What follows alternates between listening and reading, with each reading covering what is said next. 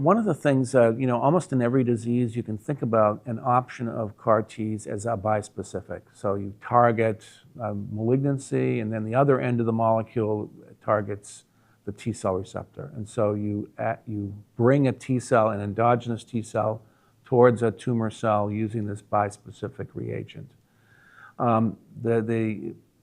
So this can be used for every solid tumor or liquid malignancy, with the exception of T cell malignancies, because the other end of the molecule engages normal T cells.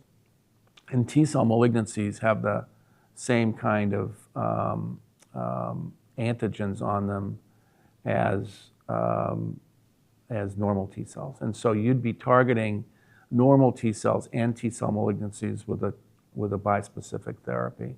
So you get a lot of fratricide, and you basically just knock out all your T cells. And they may exceed the number of malignant cells dramatically, so you may not even be able to get to your malignant cells. So you have to use CAR T cells. And so the CAR T cells you have to delete or modify the antigen in the CAR T so that it's not there. You have to get rid of it because it can't be there, because you're going to target that same antigen in the malignant T cell. So that requires some kind of either genetic deletion of that antigen, like CD7.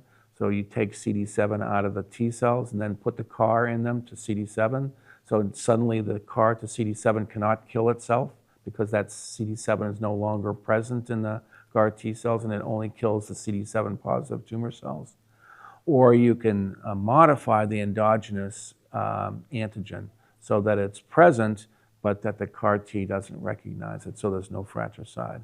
So in the case of WU-CART-007, it is an allogeneic CAR T, so it's an off-the-shelf reagent in which the T cell receptor has been disabled or deleted, so that my T cells can be used to treat anybody without graft-versus-host disease complication.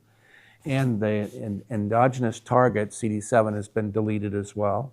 So there's no CD7 and no T cell receptor.